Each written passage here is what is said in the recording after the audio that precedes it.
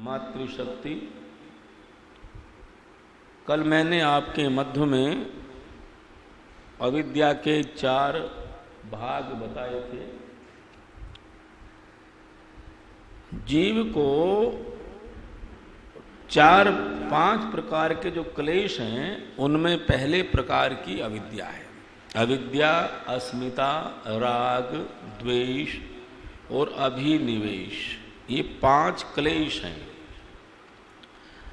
तो इनमें अविद्या आपकी समझ में आ गई। विपरीत ज्ञान का नाम अविद्या है। संसार में जितने भी दुख हैं, क्लेश हैं, कष्ट हैं, उनके मूल में अविद्या ही है। इसलिए जितना जितना मनुष्य का ज्ञान बढ़ता जाता है उतना उतना सुख बढ़ता जाता है। क्योंकि सुख ज्ञान में है, अज्ञानता में नहीं है। अज्ञानता में दुख ही है। इसलिए हम रोजाना कहते हैं असतो मां सद्गमय, तमसो मां ज्योतिर्गमय। जो असत है, अविद्या है, वो अंधकार है। उससे सद्विद्या की ओर बढ़ना, सद्कर्मों की ओर बढ़ना, तो ये विद्या है। जैसे हम अविद्या को दुनिया में भिन्न भिन्न रूपों में देखते हैं। अब जैसे आप देखिए कि कुछ लोग ये पेड़ पर धागा बांधते हैं, हमारी मन्नत पूरी हो जाएगी। कुछ लोग पेड़ के सामने दीपक जलाते हैं, हमारी मन्नत पूरी हो जाएगी। कुछ लोग पेड़ पर मिठाई चढ़ाते हैं। तो ये सब क्या है जी? विद्या क्या विद्या? बोल अविद्या है। पेड़ को थोड़ी पता आप क्या कर रहे हो। और देश में अविद्या इतनी गहराई तक फैली है। इन 5000 वर्षों में जो अविद्या फैली, उसका परिणाम ये आया कि हमने ईश्वर के सच्चे स्वरूप को भुला करके और जो दूसरे प्रकार की प्रतिमा आदि हैं उनको हमने ईश्वर मान लिया और उनको खिलाने पिलाने लगे। तो मैंने कहा था कि मूर्तियां प्राय 2 प्रकार की हैं सारे जगत में। एक मूर्ति वह है जो मनुष्य ने बनाई, एक मूर्ति वह जो परमात्मा ने बनाई। अब आप मुझे बताओ, हमारे घर में जो मूर्तियां हैं, माता है, पिता है, बड़े हैं, ये सब किसने बनाई जी? सब परमात्मा, सब चेतन मूर्तियां हैं। और जो आपने बनाई, जो मंदिरों में रखी है, मनुष्य ने बनाई। अब बताओ, मनुष्य की बनाई मूर्ति पूजने योग्य है या परमात्मा की बनाई मूर्ति पूजने योग्य है? अब लोग परमात्मा की बनाई मूर्ति को तो पूजते नहीं है। उनका सत्कार करना छोड़ दिया, उनकी सेवा करना छोड़ दिया, उनको पानी पिलाना छोड़ दिया। वहाँ पानी डाल रहे हैं जहाँ पानी की आवश्यकता नहीं है, वहाँ भोग लगाते हैं जहाँ भोग की आवश्यकता नहीं है। घर में पिता प्यासा बैठा हो और कोई पुत्र कितना भी जल चढ़ा ले शिव जी पर, उसका कल्याण होने वाला नहीं है। घर का शिव जी तो प्यासा बैठा है, पर घर के शिव जी को पानी पिलाने को तैयार नहीं। पुत्र पिता को पानी पिलाने को तैयार नहीं, पुत्र पिता की सेवा करने को तैयार नहीं, और भक्ति करने में लगा है। घर की माँ भूखी बैठी है, बाहर माता के नारे लगा रहा है, माँ को पूछता नहीं है, स्टेटस डालने में लगे हैं। इसलिए जो चेतन मूर्तियां हैं उनको पूजना, पूजना का मतलब उनका सत्कार करना। मैंने कहा था ना, 2 प्रकार की प्रतिमाएं हैं, जड़ और चेतन। तो जितने जड़ देवता उनकी पूजा तो यज्ञ से होती है। ऋषियों ने इसलिए विधान दिया, यदि ठीक पूजा करना चाहते हो तो 5 महायज्ञों को जीवन में धारण करो। तो जो जितने जड़ देवता हैं, जितने भी हैं, जल है, वायु है, पृथ्वी है, आकाश है, वनस्पतियां, औषधियां, सब, इनकी पूजा का साधन यदि कोई है तो वो अग्निहोत्र है, और कोई तरीका ही नहीं है। और दूसरे जो चेतन देवता हैं उनमें माता, पिता, आचार्य, अतिथि, इन सब के ऋण हमारे ऊपर हैं, ये भी देख लो। इसलिए जब हम जनेऊ धारण करते हैं तो जनेऊ में कितने धागे होते हैं जी? 3 धागे। और तीनों धागे 3 ऋणों की याद दिलाते हैं। हमारे ऊपर 3 कर्जे हैं, 3 ऋण लेकर के हम पैदा हुए। हमारा 3 ऋणों के बिना काम नहीं चलता। पहला तो माता पिता का ऋण है, माँ बाप का ऋण हमारे ऊपर है। माँ से ज़्यादा कौन उपकार करती है? माँ से ज़्यादा कौन प्रेम कर सकती है? माँ से बढ़कर के कौन हमारा कल्याण करने वाली हो सकती है? इसलिए माँ का ऋण है, पिता का ऋण, इसे कहते पितृ ऋण। तो जनेऊ धारण जब करता है बालक, वो कहता है कि मेरे ऊपर सबसे पहले माता पिता का ऋण है। मैं बड़ा हो जाऊंगा, कमाने वाला हो जाऊंगा, मेरे माता पिता वृद्ध हो जाएंगे, तब मैं सबसे पहला काम करूंगा, अपने माता पिता के ऋण को उतारूंगा, अपने माता पिता कर्ज को उतारूंगा, अपने माता पिता की सेवा करूंगा, शुश्रूषा करूंगा। पहला ऋण। अच्छा बोलो, सारा समाज इसका ऋणी है कि नहीं? जिसने भी जन्म लिया है वो माता पिता के ऋण का ऋणी है। लेकिन हम इस ऋण को भूले बैठे, जहाँ बड़े हुए और जहाँ विवाह हुआ, शादी हुई नहीं आई, और हमने ऋण को भुला दिया। अच्छा, जैसे माता पिता का ऋण है, क्या वैसा सास का ऋण भी किसी से बहू के ऊपर होता है? एक प्रश्न ये है। चलो आपके ऊपर तो माता पिता का ऋण है, पर जो बहू आई है घर में, क्या उसके ऊपर भी ऋण है सास का, कुछ सास ससुर का? क्यों जी, क्या ऋण है उसके ऊपर? उसने क्या लिया आपका? आपने अपने बेटे को पाला, बड़ा किया, वो क्यों ऋणी बने आपकी? एक प्रश्न यह है ना। नहीं, उसको क्या मतलब आपके ऋण से? आपने अपने माता पिता से जन्म लिया, आपके ऊपर तो ऋण है, पर बहू के ऊपर क्या ऋण है? नहीं, कोई प्रश्न नहीं। उसके आगे क्या अलग प्रश्न है? वो अलग बात है, वो उसके ऊपर ऋण थोड़े ही है। वो प्रश्न तो ऋण का है। ऋण क्यों माने? क्या उसके ऊपर ऋण बनता है? प्रश्न ये है। प्रश्न ये है कि जो बहू है, जो आई है ससुराल में, उसके ऊपर ऋण बनता कि नहीं बनता? जिन कारणों का आप देते हो उसका तो नहीं बनता। कोई हेतु ऐसा दो जो ऋण पक्का सिद्ध हो जाए। संस्कार, यहाँ कोई प्रश्न नहीं इसका ना। संस्कार से इसका कोई मतलब नहीं, संस्कार हो ना हो। ऋण क्यों बना? आप किसी पुत्र में संस्कार ना हो तभी तो ऋण उसके ऊपर है कि नहीं? तो ये आप उत्तर ठीक दो ना।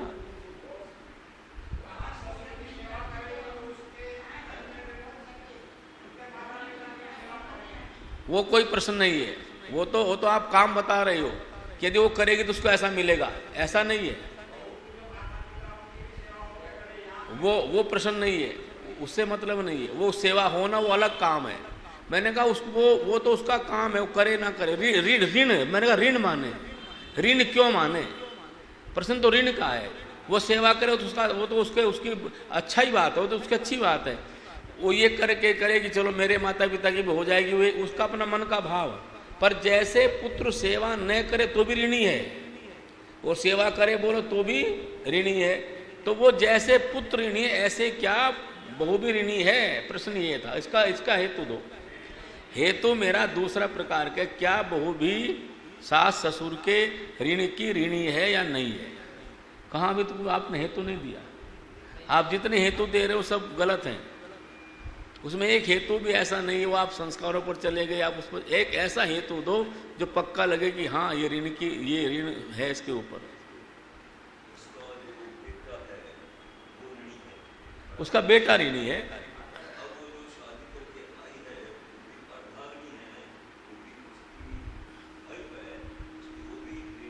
हाँ, ये एक हेतु हो सकता है, एक हेतु ये हो सकता है।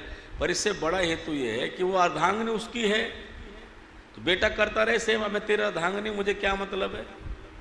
मैं तेरे साथ ब्याह के आई हूं, तू मेरी भी कर, अपने माता पिता भी कर, मुझे क्या मतलब है? ऐसा कहे तो हैं? ऐसे कहती है कि नहीं, तेरे माँ बाप है, तू करता रहे, मुझे क्या मतलब है? मेरे ऊपर थोड़ी ऋण है तेरे माँ बाप का। तुझे पाला हो, मुझे थोड़ी पाला। भाई तुझे मकान दिया, मुझे थोड़ी मकान दिया। तुझे दुकान दी, मुझे थोड़ी दुकान दी। यदि वो ऐसा कहे तो इसका उत्तर तो आपके पास नहीं है ना। पर शास्त्र के पास सब बातों का उत्तर है। अब देखो, मुझे जो लगा मैं आपको बता रहा हूं। आपके हेतु हैं, लेकिन ये हेतु उतने मजबूत नहीं है। तर्क तो है ये। मूल हेतु ये है कि ऋण किस पर चढ़ता है? जो किसी को कुछ देता है उसका ऋणी होता है। जैसे मान लिया आपने मुझे कुछ दिया तो मैं आपका क्या हो गया? ऋणी, और मैंने आप कुछ दिया तो आप मेरे क्या हो गए? ऋणी। तो हम दोनों एक दूसरे क्या हैं? ऋणी हैं। उपदेशक उपदेश देता है तो उससे श्रोता क्या हो जाते हैं? ऋणी हो जाते हैं। तो अपना ऋण उतारने के लिए वो फिर क्या करते हो? दक्षिणा देते हैं। सीधा सीधा अर्थ है कि नहीं? आपने यज्ञ कराया, जो यज्ञ कराने वाले से आपने दक्षिणा नहीं दी तो आप क्या हो गए? उसके ऋणी हो गए। दक्षिणा दी तो ऋण हो गए। ये सीधा सीधा अर्थ है। आपने मजदूर से काम कराया और मजदूरी उसकी बैठी 500 रुपया, आपने 500 दे दी तो आप क्या हो गए? ऋण हो गए। नहीं दिया तो ऋणी है। ऐसे संसार में ऋण ऋण होना निरंतर चल रहा है। ऐसे ही माता पिता ने बच्चों की सेवा शुश्रूषा की तो बच्चे उसके क्या हो गए? ऋणी हो गए। तब जब ऋण उतारने का समय आए तो उनका ऋण उतारे, नहीं तो क्या रहेगा? ऋणी रहेगा। अब वो जो दे रहा है, जिसने दिया, जिसको दिया, उसका क्या हो गया? ऋणी। तो बहू इसलिए ऋणी है, आने वाली इसलिए ऋणी है कि उस माता पिता ने अपना पाल पोस करके बेटा उसको दिया है। अपना बेटा उसको योग करके, कमाने वाला करके उसको दिया है। जब तक सारे खर्चे थे तब तक माता पिता ने किए। बात समझ में आ रही है? इसलिए ऋणी है वो। जब तक सारे खर्चे थे माता पिता ने किए, मकान बनाया, व्यापार खड़ा किया, वो सारा किसको दे दिया? बेटे को दे दिया। तो बेटे को दिया और बेटा किसको दे दिया? बहू को दे दिया। तो बोलो बहू ऋणी है कि नहीं? इस दृष्टि से, क्योंकि जिसने अपना सबसे कीमती वस्तु आपको दी है तो आपको आप ऋणी हुए कि नहीं हुए? तो सबसे कीमती चीज आपके पास क्या है? आपकी संतान। और विवाह के बाद आपने किसको सौंप दी संतान? हो अब वो बहू की हो गई, आपकी तो रही नहीं। अब आपको यदि वो बहू और बेटा आपकी सेवा नहीं करते, दोनों ऋणी है कि नहीं? अब लॉजिक समझ में आ गया कि नहीं आ गया? सीधा लॉजिक, सीधा सीधा समझो। जिसको हमने कुछ दिया हमारा ऋणी है। हमने अपना बेटा उसको दिया, जब कमाता नहीं था तब हमने रखा, और जब कमाने वाला हुआ तब उसको दिया। बोलो जी, श्यामलाल जी, है कि नहीं बात? जब कमाता नहीं था तब हमने रखा नहीं रखा, हमने पाला पोसा। जब छोटा था उसका पेशाब भी उसने हमारे ऊपर किया, मलमूत्र भी किया, सारा आप किया कि नहीं किया? और अब वो बड़ा हो गया है, अच्छा व्यापार कमाता है, लाखों रुपए महीना कमाता है, सैलरी लाके पत्नी को देता है, तो हमारी ऋणी है कि नहीं वो? तो जो अपनी इतनी कीमती वस्तु को दूसरे को दे दे और कोई आकांक्षा ना करता हो, इससे बड़ा देवता दुनिया बताओ दूसरा कौन सा होगा? और वो उससे लेने के बाद, इतना सुख लेने के बाद, धन का सुख, मकान का सुख, व्यापार का सुख, पति का सुख लेने के बाद भी उसको देने वालों का वो यदि सेवा नहीं करती तो उससे बड़ी ऋणी दुनिया में कोई दूसरी नहीं हो सकती। इसलिए बहू ऋणी है कि नहीं? बहू तो बेटे से भी ज्यादा ऋणी है। ये बहुओं की समझ में बात आ जाए, जिस दिन उस दिन सेवा होनी शुरू हो जाए घरों में। उसको ऋणी है, वो कन्यादान उसके बाप ने किया, तुमने थोड़े, तुम तो लेके आए हो।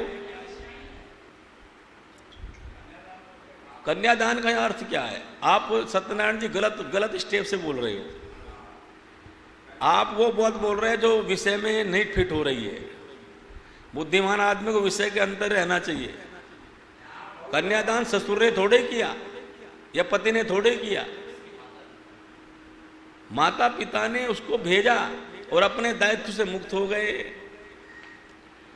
अब बेटी को विवाह करने के बाद माता पिता क्या हो जाते हैं? दायित्व से मुक्त हो गए। अब दायित्व किस पर है? उसके पालन पोषण का पति पर है।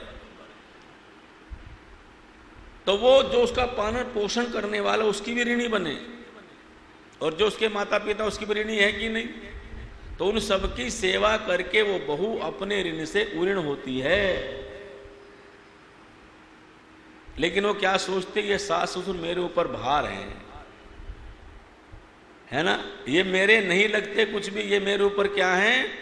और जब ये भार वाला दिमाग में उसकी बात है तब वो फिर सेवा नहीं कर सकती। सेवा कब करेगी?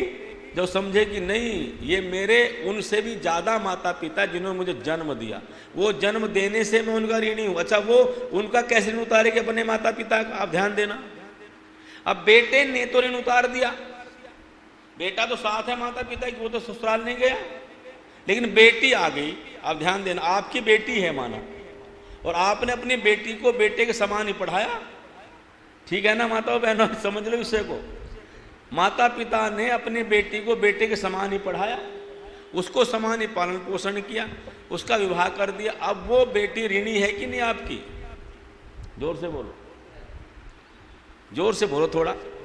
जैसे बेटा ऋणी वैसे बेटी भी ऋणी। और बेटी तो आपके पास है नहीं, तो आपका ऋण कैसे उतारेगी वो? तब शास्त्र ने कहा जैसे अपने माता पिता को छोड़ के जा रही है, इसके माता पिता का इसके ऊपर ऋण है, उस ऋण को उतारने के लिए उसकी व्यवस्था भगवान ने बना दी संबंधों में। उसके वैसे ही माता पिता सास ससुर के रूप में मिले हैं। यदि उनकी सेवा करते तो अपने माता पिता के ऋण से बोलो मुक्त होती है। अब बात समझ में आ गई? नहीं तो दो की ऋणी रहेगी जीवन भर, और वो माँ बाप का ऋण वहां जाके उतारेगी वो, क्योंकि वहां तो उतार नहीं सकती। इस व्यवस्था में सब बेटियां बंधी हुई हैं, दूसरे क्या आएगा उनका उतारेगी। और यदि वो उसकी सेवा नहीं करती, माता पिता की सास ससुर की सेवा नहीं करती, तो समझो ऋणी ही रहेगी, कभी कर्ज से मुक्त नहीं होगी। तिलोक जब बात समझ में आ गई ना, दोनों तरफ उधर का ऋण कब उतरेगा? जब सास ससुर को माता पिता मान के सेवा करेगी। और माता पिता अब यहां दूसरा लॉजिक ये है कि जैसे वो बेटी ससुराल में आकर के अपने सास और ससुर को माता पिता स्वीकार करेगी, वैसे ही सास ससुर भी उसको अपनी बेटी स्वीकार करेंगे। लेकिन ये दोनों व्यवस्थाएं बन नहीं पाती, परिवारों में इसलिए झगड़ा रहता है। ना तो बहू सास ससुर को माँ बाप मान पाती, और ना सास ससुर बोलो बहू को बेटी। ये बहू समझे बैठे हैं और ये माँ, इसलिए हमारे घरों में ये व्यवस्था नहीं बन पा रही है। अब जहां ये व्यवस्था बन जाती है वहां स्वर्ग बन जाता है। रामायण का प्रसंग कई बार आप लोग सुनते हैं, कई बार हम सुनते हैं, सुनाते हैं, बताते हैं, कि जिससे हम उन बातों को समझें। भगवती सीता जब वन जाने लगी, देखो पति पत्नी का संबंध कैसा हो और सास का और बहू का संबंध कैसा हो, सारे हमारे इतिहास में हमारे पूर्वजों ने दर्शाया है। पति पत्नी का संबंध कैसा हो, उसके सुख दुख की वो अर्धांगिनी, जैसे आपने शब्द कहा, वो उसके सुख दुख की भागी है। उसका वो सुख में रहेगा पति तो सुख में रहेगी, दुख में रहेगा दुख में रहेगी, उसके साथ है। उसके दुख सुख से भाग नहीं सकती, उसके भाग्य में वो उसका भाग जुड़ा है। अब जब जाने लगे राम वन में, तो राम को वनवास हुआ है, सीता को वनवास नहीं हुआ। पर सीता इसलिए जा रही है कि मैं अपने पति के सुख दुख में क्या हूं, भागी हूं। इसलिए उनका दुख मेरा दुख और उनका सुख मेरा सुख, ऐसे सोचने वाली स्त्री। पति के व्रत में अपना व्रत जोड़ने वाली स्त्री पतिव्रता होती है। व्रत कहते हैं संकल्प को। हमारे यहाँ 2-3 शब्द इस प्रकार से कहे गए, जैसे पतिव्रता, पत्नीव्रती। अब राम का व्रत है 14 वर्ष वन में रहने का, सीता का तो व्रत नहीं है, पर सीता ने राम के व्रत में अपना व्रत जोड़ लिया, तो क्या बन गई? पतिव्रता। पति के व्रत को पूरा करने में अपना जीवन लगाने वाली स्त्री को क्या कहते हैं बोलो? पतिव्रता। पति के व्रत को। अब उर्मिला पतिव्रता है। कैसे? उर्मिला तो साथ नहीं गई, पर जब लक्ष्मण जाने लगे तो उर्मिला के पास गए और बोली कि उर्मिला मैं जा रहा हूं वन में अपने भैया भाभी के साथ 14 वर्षों के लिए सेवा करने के लिए। तो लक्ष्मण सेवक बनकर के जा रहे हैं, और सेवक वह है जो 24 घंटे स्वामी का ही चिंतन करे, स्वामी का ही भला करे, स्वामी की ही सेवा करे, उसमें तत्पर रहे, उसे कष्ट ना होने दे। उसका नाम क्या है बोलो? तो उर्मिला ने कहा जाइए, तो उन्होंने कहा तुम भी साथ जा सकती हो। तो उर्मिला ने कहा आपका व्रत सेवा का व्रत है। अब देखो कैसे बनी पतिव्रता। आपका व्रत किसका व्रत है? राम का व्रत है 14 वर्ष वन में रहने का, पिता की आज्ञा मानने का। तो सीता ने अपने पति के व्रत को अपना व्रत मान लिया। लक्ष्मण का व्रत है क्या? उसको आज्ञा नहीं है 14 वर्ष वन में रहने की, परंतु वो इसलिए व्रती बना कि मैं अपने भाई की सेवा करूंगा। वो भाई की सेवा का व्रत लेकर के गया, और सेवा के व्रत में जो उसकी सहायता करे वो क्या है बोलो? अर्धांगिनी पत्नी है। अब यदि पत्नी भी साथ हो तो सेवा करने बाधा होगी कि नहीं होगी? जोर से बोलो। अब पत्नी का ध्यान रखे कि भाई का ध्यान रखे, भाई का रखे कि भाभी का रखे। तब जो अपने पति के सेवा के व्रत को अपना व्रत बना ले और ये कह दे कि मैं आपकी यहीं बैठ के प्रतीक्षा करती रहूंगी, कल्याण चाहती रहूंगी, लेकिन आपके सेवा के व्रत में बाधक नहीं बनूंगी, उसी का नाम पतिव्रत हुआ कि नहीं हुआ? तो मिला का घर में रहना पतिव्रत धर्म का पालन है, और सीता का वन में जाना बोलो पतिव्रत धर्म का पालन है। दोनों बात समझ में आ गई? अब यहां जो सीता है जब जाने लगी तो राम ने कहा देखो तुम नहीं मान रही हो, तुम जाना चाहते हो तो चलो, लेकिन एक काम करो, तुम पहले माता कौशल्या के पास जाओ, उनसे अनुमति तो लो, उनके पास जाओ। तब सीता जो है आई और कौशल्या के महल में, और सीता ने कौशल्या के सास के पैरों को छुआ। तो मैं कहता हूं मेरे प्रवचन तो अपने परिवारों में कराया करो। अब आपको क्या सुनाऊं, मैं समस्या में रहता हूं। जो सुनाना चाहता हूं युवतियों को, बेटी बेटों को, यहां उपस्थित नहीं होते। इसलिए यदि तुम चाहते हो कि मेरी बातें उनके जहन तक जाएं तो अपने परिवारों में प्रवचन कराओ, कॉलोनी में प्रवचन कराओ, उनको उपस्थित करके बुलाओ। नहीं तो भैया कल्याण होने वाला बोलो नहीं। आप तो बहुत जानते हो, देख जिनको जनाना है, ये जो केरल स्टोरी जो पिक्चर बनी है ये उन्हीं लोगों की बनी है जो जानते नहीं है।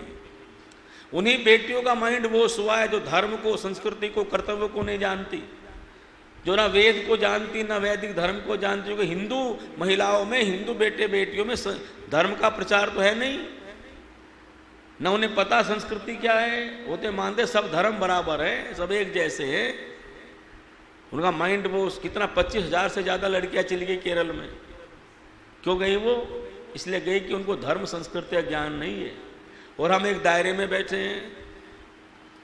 इसलिए आ रही हो, अब आपको बाहर निकलना पड़ेगा, दायरा छोड़ना पड़ेगा। याद रखना, अपने परिवारों को बचाना है, मोहल्लों को बचाना है, वैदिक संस्कृति को बचाना है, सनातन संस्कृति को बचाना है, तो उन बच्चों तक अपनी बात ले जानी पड़ेगी जो आने वाली युवा पीढ़ी है, जो बेटे हैं बेटियां हैं, जिन्हें परिवार बसाने, जिन्हें घर गृहस्थी को संभालना है, जिन्होंने अपने कर्तव्यों का पालन करना है, जिन्होंने अपनी जिंदगी को ठीक से जीना है, उनके भीतर संस्कारों को कैसे दोगे?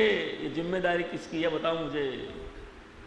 वचन दिया था ओम पता का कभी ना झुकने देंगे, हवन कुंड की अगन घरों से कभी ना बुझने देंगे। ये तो आर्य आपका वचन है। इसलिए इसकी चिंता कौन करेगा? इसकी चिंता करना एक ही संगठन, इसका नाम आर्य समाज है। इसलिए आर्य समाज को असीमित होना पड़ेगा, सीमित नहीं। मोहल्लों में, चौराहे पर, परिवारों में, घरों में जाना पड़ेगा। इसमें आप बहुत आलस कर रहे हो, आपकी जागृति कमजोर है। मैं बार बार कहता हूं जागृत हो जाइएगा। अपने धन को, अपने कर्मों को उस तरफ लगाओ जो आपके जीवन में कल्याण भरने वाला है, जो राष्ट्र का उत्थान करने वाला कर्म है। अब सीता ने जाकर के माता कौशल्या के चरण छुए, तब जानकी सास पग लागी, हरी माता में परम अभागी, सेवा समय नाथ मन दीने, मोर मनोर्थ पूर्ण कीने। सेवा समय नाथ मन दीने, सेवा करने का समय आया था, मेरे पति को वनवास हो गया है, मैं बड़ी अभागी हूँ। अभागा शब्द जब कहा तो कौशल्या ने सीता के मुंह पर हाथ रखा, बेटे तू अभागी नहीं हो सकती। क्यों अभागी नहीं है? बोल इसलिए नहीं है, तेरे पिता जनक जैसे विधेय राजा हैं, तेरी माता कितनी अच्छी है, और तेरे ससुर कैसे अच्छे हैं। दशरथ जैसे तपधारी, ससुर तुम्हारे सुकुमारी। दशरथ जैसे तपधारी, ससुर तुम्हारे सुकुमारी। विदेह राज जनक की पुत्री रामचंद्र की, विदेह राज जनक की पुत्री और रामचंद्र की ब्याहता हो। तुम ऐसी हो और कर्म तेरा सुखदाता हो, मत ऐसे शब्द उचार री। ऐसा नहीं कहते बेटा, तेरी माँ कितनी अच्छी है, तेरे पिता कितने अच्छे हैं। तो इसका मतलब यह है सीधा सीधा सा कि जो सास है उसने बहू के माता पिता की क्या की बोलो? प्रशंसा की। हम भी करें। अच्छा, जिस बहू के माता पिता की सास ससुर प्रशंसा करते हैं वो आपसे खुश होगी कि नाराज होगी? जोर से बोलो। और आप यदि उनकी बुराई करें बार बार तो क्या होगी? तो ये दिक्कत की बात है। आपको उनसे कुछ प्राप्त हुआ कि नहीं हुआ उसकी चिंता मत करो। आप किसी से लेने की भावना मत रखो, ये याद रखना आ रही हो। किसी के 1 मीटर कपड़े की आकांक्षा मत रखना कभी, ये दुख का कारण है। और जो दे दिया आपको उसे उसकी कोई बुराई मत करना, उसकी प्रशंसा करना, चूंकि देने वाले की प्रशंसा करनी ही चाहिए। आपके अनुकूल प्रतिकूल बात की चीज है, लेकिन उसकी प्रशंसा करनी चाहिए। तो क्या होगा कि वो बहू उस माँ को, सास को माँ समझ करके सम्मान दे और सास उसको अपनी बेटी समझ के सम्मान दे। लेकिन कहीं कहीं हम ऐसा देखते हैं कि सास ये सोचती है कि मेरी बेटी दूसरे के घर में रानी बन करके रहे और दूसरे की बेटी मेरे घर में नौकरानी बन करके रहे तो काम नहीं चलेगा। जैसे हम ये चाहते कि हमारी बेटी दूसरे घर में रानी बन करके रहे, वैसे हम ये भी चाहें कि हमारी बहू भी हमारे घर में रानी बन करके रहे। और जैसे वो बेटी भी ये करेगी जैसे मैं चाहती हूँ, जैसे मैं चाहती हूँ कि मेरी भाभी मेरे माता पिता का सत्कार करे, वैसे मैं भी अपने सास ससुर का सत्कार करूँ। ऐसी भावनाएं जहाँ ओतप्रोत हो जाएंगी वहाँ फिर क्या होगा? वहाँ पितृ ऋण से उऋण होने का जो काम है वो सिद्ध होगा। तो पहला जो ऋण है वो क्या है? पितृऋण है। ओम द्यौ शांतिरंतरिक्षं शांति, पृथ्वी शांतिराप शांतिरोषधयः शांति, वनस्पतयः शांतिर्विश्वे देवा शांति, ब्रह्म शांति, सर्वं शांति शांतिरेव शांति, सामा शांतिरेधि। ओम शांति शांति शांति। जो बोले सो अभय। सनातन वैदिक धर्म की सभी को सादर नमस्ते, सभी का धन्यवाद। लो भैया, थोड़ा सा समय और बचा है। नमस्ते।